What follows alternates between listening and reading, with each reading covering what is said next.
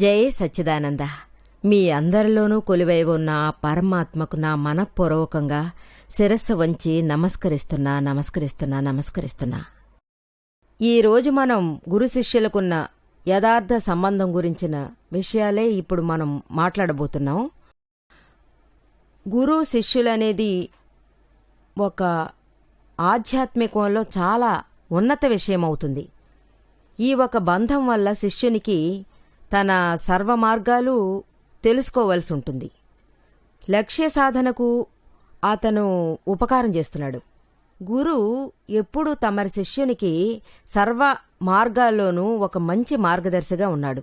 ఒకవేళ ఆ శిష్యుడు గురువు చెప్పినట్టు నడుచుకోకపోతే అతను అలమటించాల్సి వస్తుంది. అది మాత్రమే కాదు, అతను స్వతంత్రునిగా మారతాడు. ఒకసారి ఈ స్వతంత్ర తత్వంలో దిగిపోయాడనంటే ఆ తర్వాత అతను బయటికి రావడం అనేది చాలా కష్టమైన ఒక విషయం అవుతుంది. నాకు తెలిసిన ఒక భక్తుడు కలుసుకున్నాడు దాదా భగవాన్ గారిని. చాలా చూడాలని అతను తప్పించిపోయాడు. ఆ రోజంతా ఇతనితోనే ఉన్నాడు. ఆయన లేకుండా ఉండలేనని స్థాయిలో ఉన్నాడు. కానీ మనసు పోయే పోకడలోనే ఉంటూ ఉండేవాడు. అతనిది కావాలని చేయలేదు. అయినప్పటికీ అతను అర్థం చేసుకున్నదే ఆ రకంగానే ఉండేది. ఏది చెప్పినా అది ఆయన తలక్రిందులుగా అర్థం చేసుకునేవాడు. మనసు పోయే పోకడలో ఉండేవాడు. దీనివల్ల ఏమైంది? అతని వల్ల కృపాను ప్రాప్తం పొందడానికి నిజంగా సాధ్యం కాని ఒక విషయంగా ఉండేది. ఎన్నో చేసినా కృపను మాత్రం సాధించడం అసాధ్యమైంది. ఎవరు ఎక్కడ ఏ విషయం చెప్పినా తనకు తోచినట్టుగానే నడవడం మొదలుపెట్టాడు. అతనికంటూ ఒక ప్రత్యేక దారి ఒకటి పెట్టుకున్నాడు. జ్ఞానేశ్వరులు మార్గంలో పోవడమే కదా కరెక్టు. ఇప్పుడు మనం ఏదైనా ఒక మార్గం చెప్తే అది విని ఆ మార్గంలోనే కదా మనం వెళ్ళి తీరాలి. అలాగే మనందరి మార్గంలో విడిగా వెళ్ళకూడదు. ఎవరు ఎప్పుడూ తన దారి మరో దారిని వెళ్తారో వాళ్ళు ఆఖరిలో పడే కష్టాలు ఎక్కువ. అంటే మనం ఎవరిని మన గురువుగానో లేదా జ్ఞానిగానో చెప్పినట్టుగానే నిజంగా మనం ఫాలో అవుతుండాలి. భగవాన్ మహావీరుల మార్గంలోనే మనం నడవాలి. భగవాన్ రామచంద్రయ్య దారిలోనే మనం నడవాలి. సర్వ మహానుభావులు చెప్పిన దారిలోనే మనం నడిచి తీరాలి. అందువల్ల నిజంగా వీళ్ళంతా ఎంతో కష్టపడి జీవితం యొక్క లక్ష్యాన్ని సాధించుకుంటారని తెలుసా? ఆ లక్ష్యాన్ని మీరు సాధించడం అవుతుంది. మీరు పాటికి మీకున్న దారిలో వెళుతూ ఉన్నారంటే మీ దగ్గర ఏముంది? మీకున్న తెలివితో మీరు ఏం సాధించగలరు? మన తెలివిని ఉంచి మన నమ్మకాన్నుంచి సాధించగలిగే స్థాయిలోనా ఇప్పుడు మనం ఉంటున్నాం? ఎంతగానో కష్టపడుతున్నాం. మన తెలివే మనకు పలు నష్టాల్ని వెతికి పెడుతుంది. ఈ మార్గం ఏమిటనేది మొదట తెలీదు. మన పాటికి మనం మన ఇష్టానికి వెళుతున్నామంటే ఆఖరికి ఏమవుతుందో చెప్పండి చూద్దాం. ఈ విధంగా మనం సాధించగలుగుతాం. మనందరి ఇష్టానికి నడుచుకోవడమే స్వతంత్ర భావమని చెప్తున్నాం. ఇక్కడ ఈ స్వతంత్ర భావం జరగదు. లౌకికానికి పోతే కొంచెం కష్టపడాల్సి వస్తుంది. కానీ ఆధ్యాత్మికంలో మోక్ష మార్గంలో స్వతంత్ర భావాలతో ఉండిపోతే ఈ స్వతంత్ర భావం ఆ రోగం వచ్చి మిమ్మల్ని చేరుకుంటే మీ వల్ల ఎక్కడా స్థిరంగా ఉండకుండా చాలా కష్టపడతారు. ఇది అర్థం చేసుకోండి. ఇవన్నీ పొందడానికి జ్ఞానుల దగ్గరికి చాలామంది వస్తున్నారు. వాళ్ళ ఇష్టానుసారంగా వాళ్ళు నడుచుకుంటున్నారు. వాళ్ళనిది చేయొద్దని చెప్తేనే ఇంకా చేయసాగుతున్నారు. తమరి ఇష్టానుసారమే నడుచుకుంటామని పట్టుదలగా ఉంటున్నారు. జ్ఞాని వచ్చి దీన్ని చేయకండి అని చెప్పారని చెప్తే దాన్నే నిజంగా చేస్తారు. వీళ్ళ మనసులో ఒక భావం వస్తుందంటే జ్ఞాని ఏమో ఇది చేస్తే నష్టం వస్తుందని అంటారు. నాకు ఎందులో లాభం వస్తుందో అదే నేను చేస్తుంటాను. ఈ స్థలంలో వచ్చే ఫలమో నష్టమో అది ఏ రకంగా మీరు తీసి చూస్తారు? బుద్ధితోనే కదా మీరు అంచనా వేస్తారు. ఇక్కడ జ్ఞానులు జ్ఞానం అనే విధంగా ఇది చూస్తున్నారు. వాళ్ల బుద్ధిని పెట్టి కన్ఫర్మ్ చేయడమే లేదు. బుద్ధి చెప్పేది వింటే మీరు లౌకికంలోనే ఉండి అలమటించాలి. ఏమంటే బుద్ధి ఎప్పుడు లౌకికమనే విషయాల్లోనే సాధించగలుగుతుంది. జ్ఞానులు ప్రజ్ఞతో పని చేయగలుగుతారు. వాళ్ళు మిమ్మల్ని మోక్షానికి తీసుకెళ్తుంటారు. ఈ రకంగా మీకు మార్గదర్శకులవుతారు. చాలామంది వస్తున్నారు దాదాజీ దగ్గర. వాళ్ళు సర్వము చెప్పుకుంటారు. వాళ్ళు ఇష్టం వచ్చినట్టే ఉంటారు. దాదాజీ ఎన్నోసార్లు అలా చేయకండి అని చెప్పేశారు. ఈ మార్గంలోనే మీరు వెళ్తూ ఉంటే ఇలాగే మీరు చేస్తున్నారంటే చాలా కష్టపడతారు. ముందడుగు లేకుండా పోతుంది. అలా అని చాలా విషయాలు వాళ్లతో చెప్పారు. కానీ అవన్నీ వాళ్లకు బుర్రలోకి ఎక్కనే లేదు. తిరిగి తిరిగి నేర్పించి కూడా తమరి ఇష్టప్రకారమే వాళ్ళు నడుచుకునేవారు. దాదాజీ మీ ఇష్టప్రకారమంతా నడవకూడదని చెప్తూ ఉండేవారు. జ్ఞానులు చెప్పినట్టు నడుచుకోవాలి. మేం ఏం చెప్తామో ఆ మాట ప్రకారం మీరు నడుచుకోండి. అప్పుడు మీకు ఏ ఒక కష్టమూ ఉండదు. మోక్ష మార్గంలో మిమ్మల్ని స్ట్రెయిట్గా అతను తీసుకెళ్ళిపోతారు. కానీ ఈ పట్టుదల, అహంకారం ఈ రెండూ మీకు చాలా కష్టంగానే ఉంటాయి. అది మిమ్మల్ని వదలనే వదలదు. ఒక మనిషిని అది కిందికి తోసేస్తుంది. ఈ విధంగా సాధారణంగా నడవడమే, కానీ జ్ఞానుల కరుణ నిరంతరంగా మీ మీదే ఉండిపోతుంది. ఏ మార్గంలోనైనా ఏదైనా చేసి వాళ్ళు బయటికి రప్పించేస్తారు. ఇందులోంచి విడుదల కలిగించేస్తారు. జ్ఞానపురుషులు మన ప్రాబ్లంని వాళ్ల ప్రాబ్లంగా భావిస్తారు. వాళ్ల దగ్గరున్న మన సమర్పణ తత్వం పవర్ఫుల్గానే ఉంటుంది.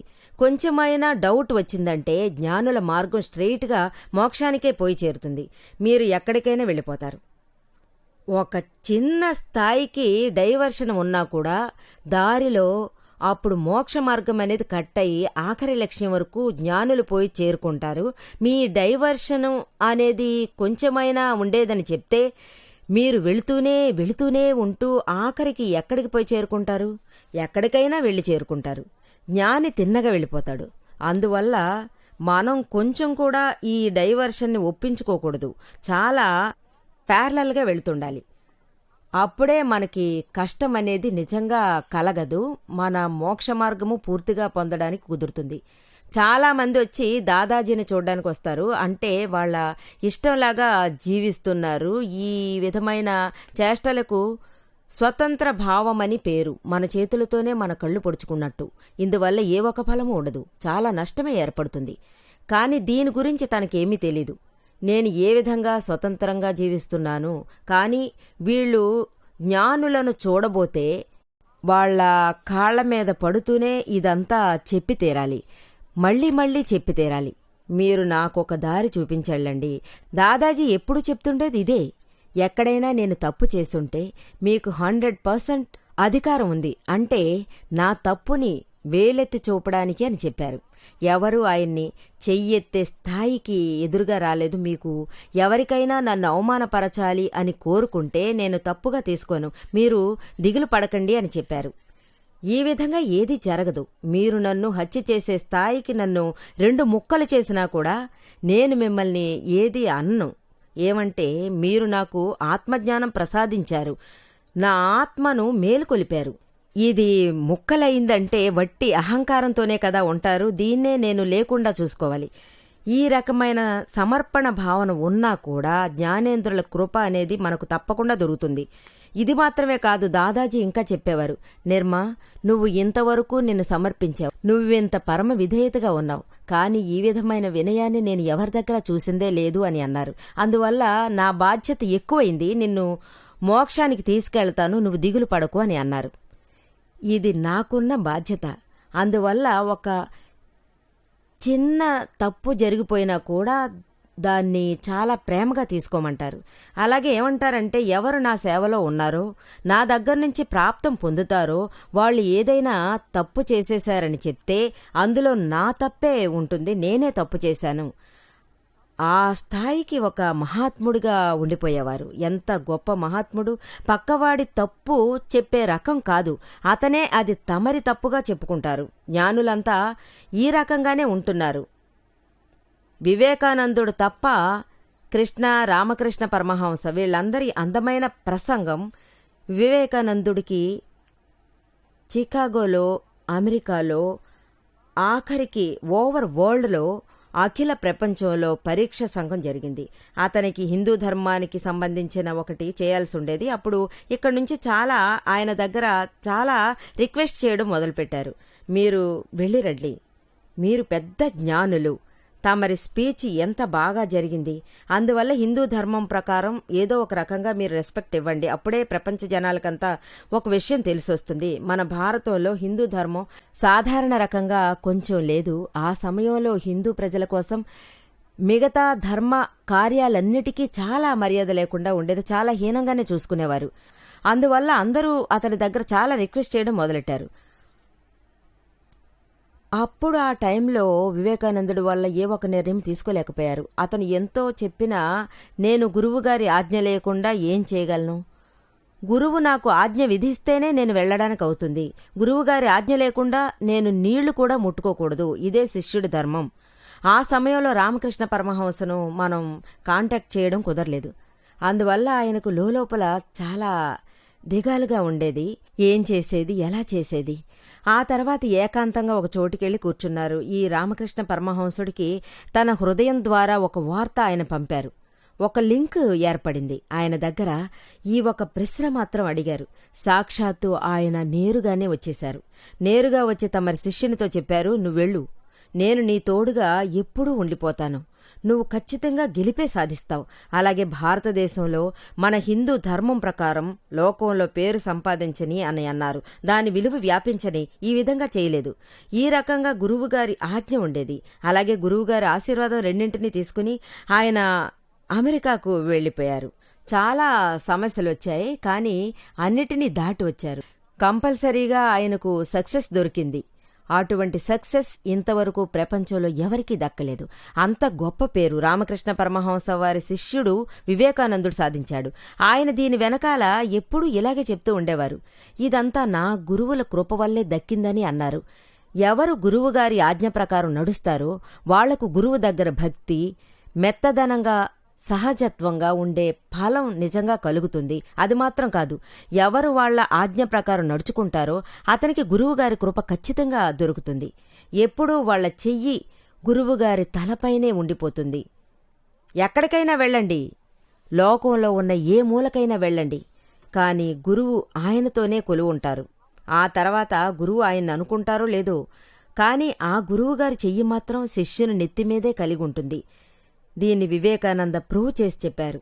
ఈ గురువు ఎంతటి గొప్పవారని ఆయన చెప్పేవారు. ఈ రకంగా ప్రతి ఒక్క శిష్యుడు తన గురువుగారి ఈ స్థాయికి ఒక స్థానం ఇచ్చి ఉంచగలిగితే, ఇతని ఆజ్ఞ కోసమే ఎదురు చూస్తుంటే వాళ్లకు కృప అనేది తప్పకుండా దొరుకుతుంది. ఎక్కువో తక్కువో కాని ఆయనకు తప్పకుండా దొరుకుతుంది. ఇదొక ఉన్నత భావనగానే భావించబడుతుంది. లేదంటే స్వతంత్రంగా నడవసాగితే ఇంతటి సక్సెస్ వివేకానందుడు కూడా దక్కేది కాదు. ఈ స్వాతంత్ర్యం అనేది ఏంటంటే అధిక ప్రసంగంగా చేయడమే. ఈ పనులు అధిక ప్రసంగపు పనులే దీనికి ఆధారాన్ని కలిగిస్తుంది. ఈ స్వతంత్రత గల పనుల వల్ల మనకు ఏ ఒక ఫలితమూ ఉండదు. దీన్నొక చెడ్డ పనిగా తలచి మనం ఆయన పోయిన దారిలోనే పోతుండాలి. స్వతంత్రమైనది అధోగతిగా ఒక మార్గాన్ని మనకు ఏర్పరిచిస్తుంది. అందువల్ల ఒక మంచి గతి అనేది దక్కదు. జ్ఞానేంద్రుల ఆజ్ఞ ప్రకారం నడవగలిగితే ఉన్నత గతిగల కుదురు కలుగుతుంది. అదే స్వతంత్ర భావాలతో ఉండిపోతే మీకు అధోగతే నిజంగా దక్కి తీరుతుంది. అధిక ప్రసంగము అలాగే లౌకికంలో ఉండిపోవడమే పాపం. కోట్లాది సంవత్సరాలుగా అలసి సొలసిపోవడం, దీనికోసమే మీరు వెళ్లి దీన్ని చేయించేస్తున్నారు. దీన్నే అధిక ప్రసంగమని అంటారు. ఈ ఒక ప్రపంచం నుంచి ఎవరు విడిపోవాలని తలచేవాళ్లుంటే వాళ్లు శాశ్వతంగా గురువుగారి కట్టడి నుంచి, లౌకికం నుంచి నిజంగా విడిపోవడానికి ప్రారంభమవుతారు. అందులో ఏ ఒక ఆటంకమూ ఉండదు. బయట నుంచి వాళ్లు దిగులు పడ్డమే ఉండదు. లోపల నుంచి ఒక నడి మధ్యన ఉండడం అవసరం. ఈ నడి మధ్యలో ఉండిపోవడము ప్రత్యక్ష గురువుని తప్ప మనం ఎవరమూ ఇచ్చుకోలేము. ఒక చక్కని అందమైన అనుభవం నాకే అది జరిగింది. ఒక సహోదరుడు నన్ను చూడ్డానికి వచ్చాడు. యాక్చువల్గా అతను పెద్ద మనసు గల మనిషనే చెప్పొచ్చు. కానీ సడన్గా ఆయన మనసులో ఏమనిపించిందో తెలీదు. అంటే నిర్మ ఎప్పుడు జ్ఞానదీక్ష ఇవ్వగలిగిందో అలాగే మనము ఎందుకు ఇవ్వకూడదు అని అనుకున్నారు. నా వల్ల కూడా అది సాధ్యం. అందువల్ల ఆయన ఏం చేశారు, ఏ చోట జ్ఞానవిధి యొక్క ప్రోగ్రాం జరిగినా సరే అక్కడికే ఆయన వస్తుండేవారు. ఆయన చాలా అబ్జర్వ్ చేస్తూనే ఉండేవారు. చాలా సూక్ష్మశీలంగా ఆయన ఇదే చేస్తూ ఉండేవారు. ఆయనకు జ్ఞాన విధిలో ఏ రకం ఇంట్రెస్టు లేదు. ఆ సమయంలో ఆయనకి ఇంట్రెస్టు ఉండేది కాదు. ఆయన తల్లి అబ్జర్వ్ చేసినప్పటికీ ఆ సమయంలో నిర్మ ఏమేం ఆలోచిస్తుంది, ఏం చేస్తుంది, కళ్ళు ఎప్పుడు మూస్తుంది, ఎప్పుడు తెరుస్తుంది, పైకి చూస్తుంది, తర్వాత కిందికి చూస్తుంది, ఏ సెంటెన్స్ ఎన్నిసార్లు ఆవిడ చెబుతుంది, అన్నిటినీ తన నోట్స్లో ఆయన నోట్ చేయడం ప్రారంభించాడు. ఇదంతా చేయడం వల్ల ఇకపై మనం కూడా జ్ఞానదీక్ష ఇవ్వడం జరుగుతుంది అని నిర్ణయించుకున్నారు. కానీ జ్ఞానదీక్ష తీసుకోవడానికి ఎవరొస్తారు? వెంటనే ఆయన ఏం చేశారు, బయట వాళ్ళు ఎవరూ దొరకలేదు, అందువల్ల మన ఇంట్లో ఉన్న వాళ్ళకి జ్ఞానదీక్ష ఇవ్వొచ్చని ఆయన నిర్ణయం చేశారు. అలాగే అతని భార్యకి, పిల్లలకు అందరికీ జ్ఞానదీక్ష ఇచ్చారు. ఇదంతా ఇంట్లో ఉన్న వాళ్ళకి మాత్రమే. వాళ్ళు ఏమో ఓహో అనుకునే తీసుకునేవాళ్ళు, వాళ్ళకి ఇదంతా తెలియనే తెలియదు. అందువల్ల ఇతను ఏం చేశాడు, సర్వస్వము మగ్ చేసి అందరికీ జ్ఞానదీక్ష ప్రసాదించారు. అలాగే పిల్లలు, భార్య ముందు కూర్చుని జ్ఞానదీక్షను ఇవ్వడం మొదలెట్టాడు. ఈ రకంగా ఒక్కో విధంగా ఆయన వచ్చి పని చేస్తే అదంతా జీవితంలో చెల్లుతుందా? కాకి ఎంతగా ముస్తాబు చేసుకు వెళ్ళినా కూడా, అందువల్ల నాట్యమాడుతూ వెళ్ళినా కూడా అది వేరొక పక్షిలాగా మారిపోవడం అసాధ్యమే కదా. ఎన్నటికీ కాకి ఎన్నడూ కాకిలాగానే బతికి తీరాల్సిందే. ఇతనేంటంటే ఇతని అనుభవాల్ని 10 మంది కొలువున్న సభలో ఆయన చెప్తూనే ఉండేవారు. నేను ఇలా అంతా చేశాను, నేనే సర్వము మనసారా చేశాను, అందరికీ ముందుగా వచ్చి నేనే ఇలా చేశాను, అలా అని ఆయన అందరితోనూ గొప్పగా చెప్పుకునేవారు. నేను చేసి చూశాను, కానీ నేను అది సక్సెస్ చేయలేకపోయాను, నా వల్ల నిజంగా సక్సెస్ చేయడం కుదరలేదని చెప్పేశాడు. మాట్లాడి వెళ్ళిపోయాడు, కానీ దాని విపరీత ఫలితమే నాకు కలిగింది అని అన్నారు. ఏమైంది? నా లోతు మనసులోనూ ఒక ఆశ కలిగింది, మనము ఏదైనా చేయాలి, ఒక పెద్ద మనిషి కావాలి, దానికోసం నేను దీన్ని చేసి చూశాను. కానీ ఈ కార్యం నన్ను ఇలా ఉన్న పళంగానే కిందికి తోసేసింది. నేను ఎప్పుడూ శుద్ధాత్మగానే ఉండిపోయాను, కానీ అదంతా ఈవేళ నన్ను వదిలి వెళ్ళింది. నేను మరీ అజ్ఞానిగా మారిపోయానే, ఇప్పుడు నేను ఏం చేయాలని అడిగాడు. నేను చాలా పెద్ద బాధకు గురయ్యానన్నట్టు అనిపించింది. ఈ విధంగా నాకు ఇదివరకు అయ్యింది లేదు, కానీ ఏమయ్యిందోనో నాకే తెలియలేదు. నాలో జ్ఞాన సంపదంతా పోయింది, అజ్ఞానిలాగా నా జీవితం అయ్యింది.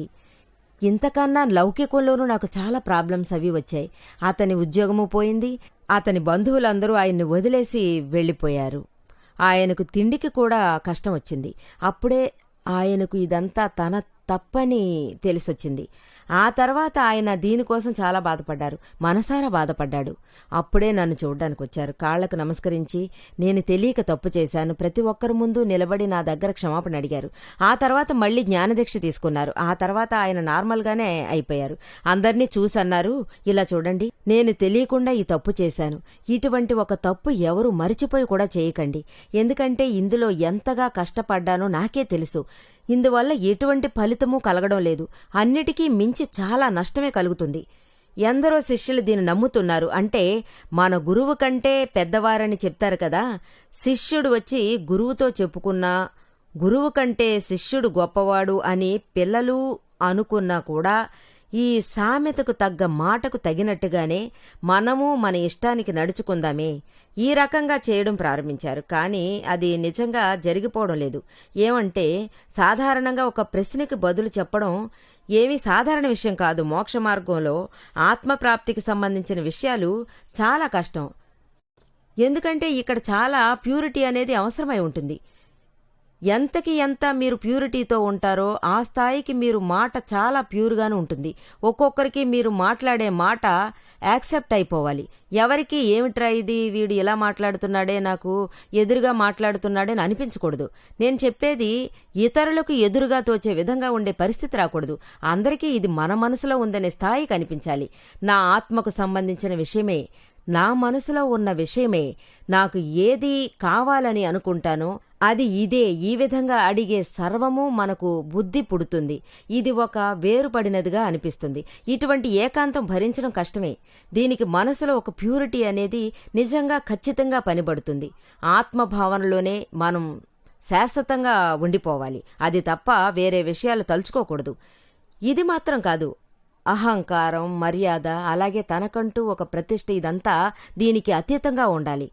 ఒకసారి చెప్పింది చెప్పినట్టుగానే ఉండాలి. మళ్ళీ దాని గురించి మనం కాంట్రడిక్షన్ ఏదీ చెప్పకూడదు. అలాగే విరోధం అనే భావన నిజంగా కలగకూడదు. ఈ బుద్ధి, అహంకారం వీటన్నిటికీ మనం అతీతంగానే ఉండి తీరాలి. ఏ ఒక వస్తువు మీద ఆశ అనేది ఉండకూడదు. లోకంలో ఉన్న ఎటువంటి వినాశన వస్తువు మీద మనం నిజంగా ఆశ అనేది పడకూడదు. ఇవి సర్వము మనం మరిచిపోవాలి. అప్పుడే ఆధ్యాత్మికంలో ఉపదేశం చేయడానికి తగ్గ అర్హత అనేది మనకు రావడం మొదలవుతుంది. ప్రపంచ ప్రజల ప్రశ్నలకి మనం సమానంగా బదులు చెప్తుంటాం కదా. వాళ్ళ నేచర్ ఏదీ వద్దు, మనకు దాదా భగవాన్ ఆయన కృప వల్ల, ఆయన పరమ కరుణ వల్ల మనకు కుదిరింది. అలాగే ఈ విషయమే, అది తప్ప ఏది దక్కకున్నా నాకు పర్వాలేదు, అంతవరకు మనం ఏదీ లేదనేది తెలుసుకోవాలి. మనం వట్టి జీరోనే. అందువల్లే ఈ జ్ఞాని ఇచ్చే జ్ఞానాలన్నీ ఇలా బయటకొచ్చాయి. ఈ జ్ఞానమే అందరికీ హెల్ప్గా నిలిచింది. మన చేతిలో ఏదీ ఏనాడు లేదు, ఆయన నుంచి వచ్చింది. నేను అలాగే అందరికీ ఇస్తూ వచ్చాను. మీరు ఎంత పొందుతారో దాన్ని ఇతరులకు పంచండి. కానీ ఒకటి మాత్రం నిజం, దాన్ని మీరు తెలుసుకోవాలి. ప్యూర్ భావన ఆ లోకంలో ఉన్న ప్రజలందరికీ ప్రాప్తం కలగాలి. అప్పుడే నాకు జీవితంలో ఏ ఒక సుఖం కలిగిందో అది అందరికీ దక్కుతుంది. నాకు జ్ఞానదీక్ష దక్కినప్పుడు నాకు ఈ భావనే కలిగింది. లోపల సంతోషం, ఆత్మ సంతోషం ఉండేది. ఈ భావనతోనే నేను అందరితోనూ మాట్లాడేదాన్ని. అలాగే 1 to 1 నేను చేసుకుంటున్నాను. మాస్లోనూ చేస్తున్నా, టీవీలోనూ చేస్తున్నా. ఏ రకంగా నాకు ఛాన్స్ దొరుకుతుందో ఆ రకంగా అంతా నేను చేసుకుంటున్నా. అందరికీ ఇది ఒక రకంగా ఉపయోగపడుతుంది. వాళ్ల జీవితంలో ఏదైనా ఒక విషయంలో హెల్ప్ చేయడానికి నాకు ఒక ఛాన్స్ దొరికిందని చెప్తే నేను చాలా సంతోషపడతాను. దీనివల్ల నాకు చాలా సంతోషంగా ఉంది. అలాగే మన అంతరాత్మ నుంచి వేరే ఎవరు మాట్లాడేవాళ్లు లేరు. మనలో జ్ఞాని పెంచుకోమన్నా జ్ఞానం ఉంది కదా, మన వల్ల ఏదీ చేయడం కుదరదు. ఈ జ్ఞానులు మనందరికీ నేర్పిస్తున్నారు. ఆయనే నా దగ్గర చెప్పేవారు, నేనే నీ మనసులో కొలువున్నాను, మీరేం చేస్తారో అప్పుడు మీరు ఊరికే అది వింటేనే చాలు, మీ మనసులోంచి దాదా భగవాన్ మాట్లాడతారు. మీరు ఊరికే ఉంటూ మీకున్న ఆశ ఆ రకంగా లోపల నుంచి దాదా భగవాన్ మాట్లాడతారు. మీ మనసులోనూ ఒక మత్తు, అంటే బీరు తాగాక మత్తెక్కుతుంది కదా, అప్పుడేం మాట్లాడతాం? ఇదే విధంగా మన జ్ఞానదీక్ష విషయంలో ఎక్కువ మాట్లాడతాం. అది తప్ప నిర్మాగారి పని ఇక్కడేదీ లేదు. ఈ రకంగా ఆధ్యాత్మికంలో ఉంటే నిజంగా మంచి అనే ఫలితం నాకు కలిగింది. ఎప్పుడూ అహంకారం వచ్చింది లేదు. ఎప్పుడూ గురుభక్తిలో 1% కూడా తక్కువగా ఉండింది లేదు. అది శాశ్వతంగా పెరుగుతూనే ఉండేది, కొంచెం కూడా తక్కువగా ఉండేదే కాదు. దాదాజీ మీద గురుభక్తి శాశ్వతంగా అలాగే ఉండేది. నా ప్రతి అడుగులోనూ ఆయన నాకు ఒక మార్గదర్శిగానే నిలబడేవారు. నాకు దిగిలే ఉండేది కాదు, ఎటువంటి ప్రసక్తి ఉండేది కాదు. ఆ స్థాయికి నాకు ఒక సొల్యూషన్ అందుబాటులో ఉండేది. ఇదంతా కృపామయమే కదా, ఇంతకన్నా నాకు వేరే ఏది అవసరం అనిపించలేదు. ఎవరు ఈయన ఆశీస్సులు పొంది ఆ దారిలో నడుస్తారో అక్కడ వాళ్లకు దాదా భగవానే ఎప్పుడూ చెప్పేవారు. నాకు అని ఎవరు ఉండేవారు కాదు. ఇది అనంతకోటి సంవత్సరాలుగా జరుగుతోంది. జ్ఞానేంద్రుల జ్ఞానం, దక్కినందుకు తగ్గ జ్ఞానం. ఎవరు దీన్ని పొందుతారో దీని పరిస్థితి ఏంటంటే, ఇతరులకు ప్రాప్తం కలగాలని అనుకుంటారు కదా. ఈ నియమం ఏంటని చెప్తే, నాకు దక్కిన సర్వమూ దక్కాలి, నాకు దక్కింది అందరికీ దక్కాలి, అంతవరకు మనం ప్రార్థన చేసి తీరాలి, అది ఇతరులకు దక్కాలి. మేము మీడియేటర్గానే ఉంటున్నాం. మేము దీన్ని పంచిపెడుతూనే ఉంటాం.